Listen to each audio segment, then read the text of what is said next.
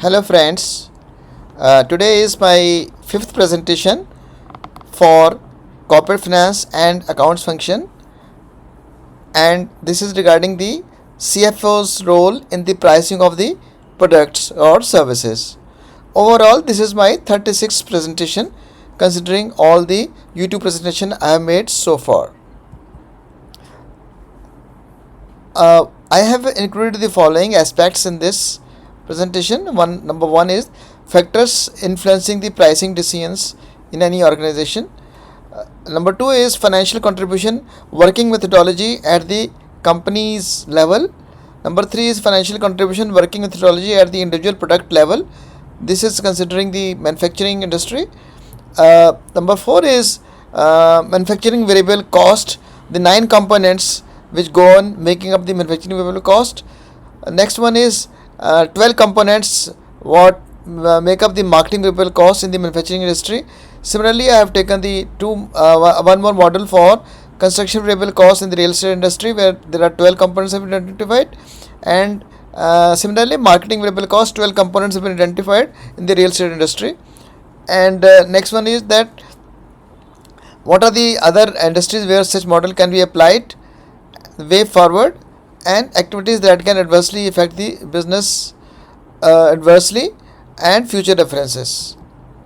Financial contribution working methodology.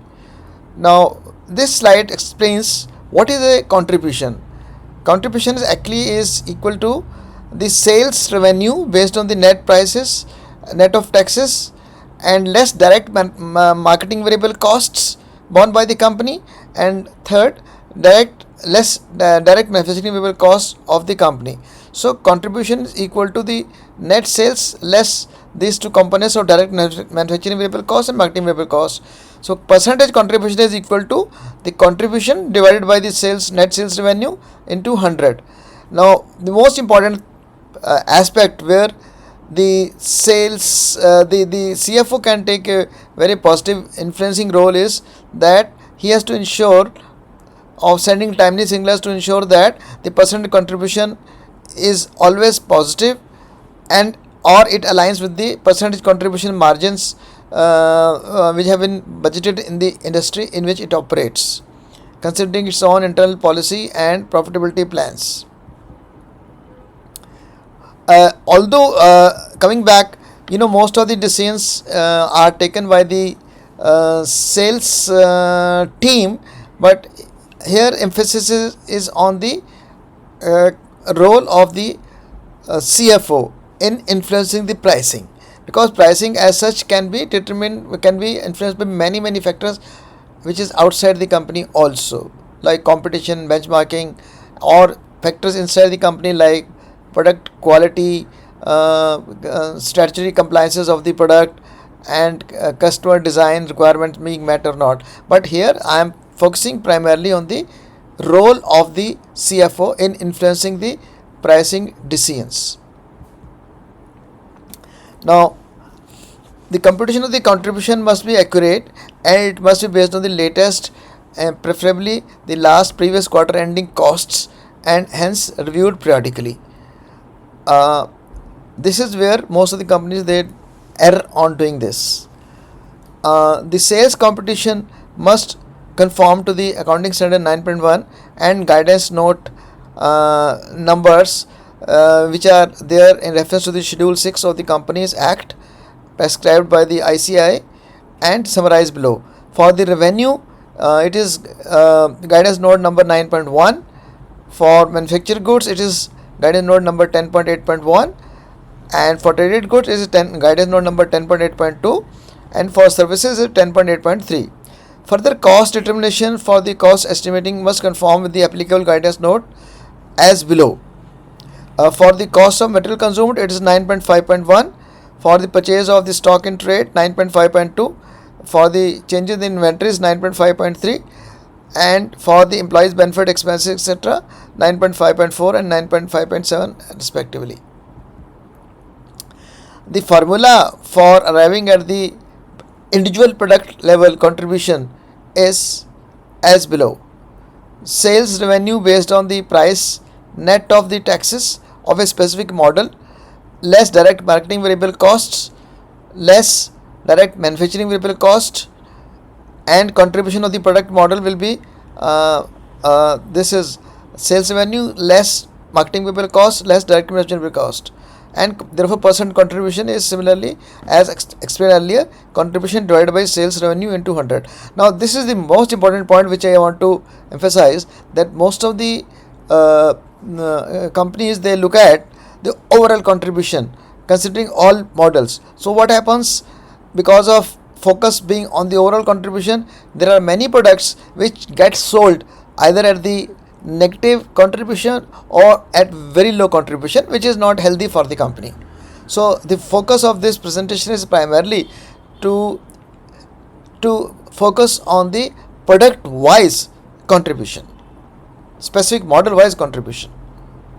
Now, what are the components which go into making a manufacturing variable cost in the case of manufacturing industry? 9 components have been identified, which are landed cost of the direct bill of materials, which go up in making of the product, the cost of direct consumables, oils, lubricants. While I am talking to you, please think in your mind as if you are talking of, say, some product like a vehicle or a tractor or some other equipment which is under the manufacturing industry. So cost of direct landed cost of direct material, direct bill of material, like it could be for example engine, transmission, vehicle components, etc., etc. Then number 2, cost of direct consumables, oils, lubricants, cost of direct labor which go into assembly of the or manufacturing of the components for the product, cost of direct power, cost of direct tools, cost of direct inspection and testing incurred by the company for individual products, cost of obtaining the quality standards marking like ISI standards, etc., marking on the label. This is additional. This is also a direct manufacturing variable cost. Cost of rejections at the line, out of the product line, which is very important. Cost of job working paid to outsource manufacturers or service providers. So the total sum of all these 9 components is called the manufacturing variable cost. Now these need to be determined at the individual product level for which pricing is to be decided. Similarly, there are 12 components in the case of marketing variable cost for product in the manufacturing industry. Direct cost of packing, direct cost of logo or brand on the packing, direct cost of the owner's manual or service manuals which are there either in the hard copy or the soft copy, the cost of pre-dispatch inspection, sometimes it is outsourced also, cost of warehousing before dispatch, direct cost of outward freight and forwarding, direct cost of outgoing marine insurance, any discount on the prices, that is also a variable cost. Incentive payable to the customer or the channel partner on the specific product model, the commission payable to the channel partner agency, the cost of free services rendered including spares and labor. This happens normally in the case of vehicles like cars, etc., where the customers are given free services. And finally, the warranty costs, which are all direct manufacturing, direct marketing variable costs. The total sum of these 12 components adds up to what is called a marketing variable cost. Similarly, in the case of construction industry, this is second model which I have taken. There are 12 components which add up to what is called a construction variable cost. This is the, for example, you are talking of a real estate project, say housing project, etc. So, or a mall, etc. So this is the cost of project, licenses and fees for seeking approvals before the sale of the unit. In fact, it is at the time of procuring the land license. The number 2 is the design fees paid to the outsourced consultants like architects or interior designers or MEP engineers or other technical consultants advocates for seeking the statutory approvals. This is much before the or during the construction work is going on. Third is the cost of owner supplied explicit construction materials, which are called BOQ, bill of quantities. These are sometimes procured by the project director or the company who is building this project. Fourth is the fees which are payable to the outsourced contractors for carrying out the construction and installation works for the building. These may be civil work, interior work, MBB work, and other works. And these will include, of course, the direct cost of the below queue materials and the labor, because the fees payable to contractor is a sum of these two. Then cost of direct labor at the site, which is the project team, and for the supervision of the contractual work. Normally project team may be assigned directly by the project director. The cost of the PMC, which is the project management company, which may be coordinating construction work of 15, 20, 30, 40 contractors. Cost of direct power at the project site. Cost of direct tools like scaffolding, consumables, joineries and hardware, etc. for the project. Cost of direct inspection and testing of samples or the work in progress units of the building. Cost of rejections of the owner supplied materials, which are borne by the company.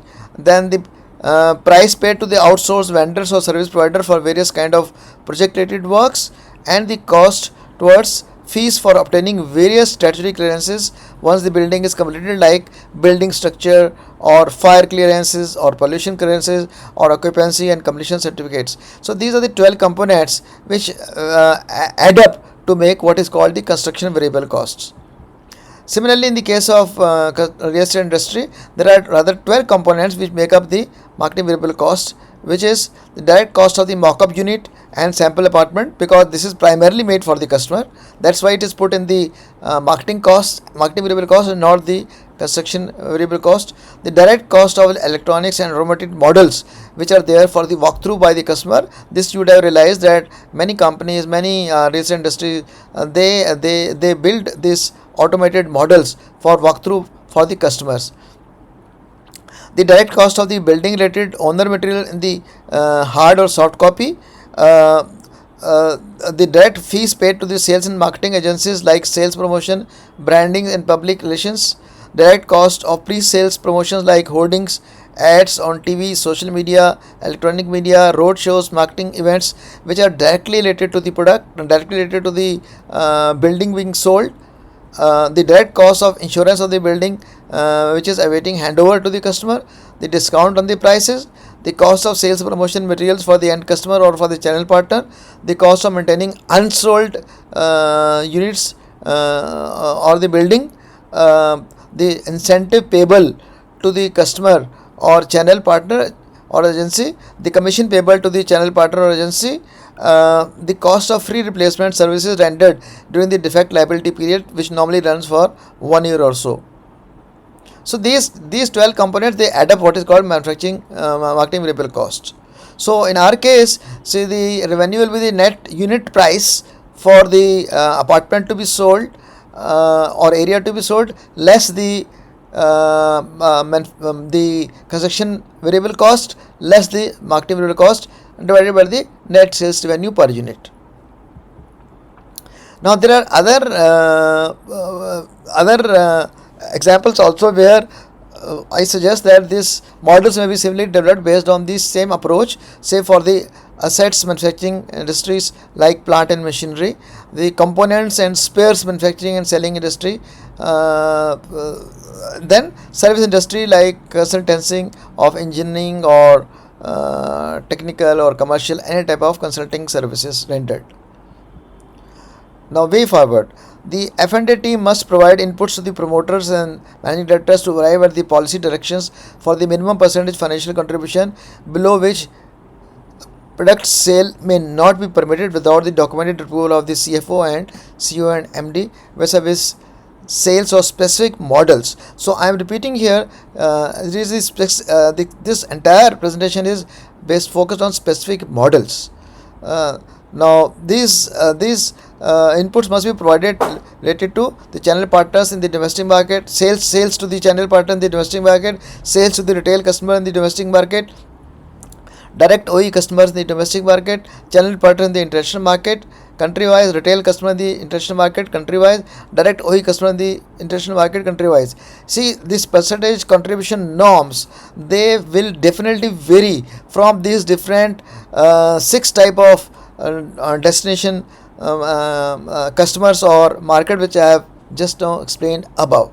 So Don't worry, the margin may be much lower in the case of, say, export customers, or in the case of OE customer we serviced sale through the in the domestic market, or etc. So the minimum percentage contribution can differ for different kind of customers as shared above. The FN finance and corporate finance and accounts team must do the periodic computation of the all the variable costs model wise for each product, and share with the sales team to review the existing prices of each product model, and computation suggests should be reviewed at least quarterly or 6 monthly depending on the industry in which the company operates and the cost fluctuations. Similar approach to be applied in the case of all other industries like service industry or consultancy or any other type of industry.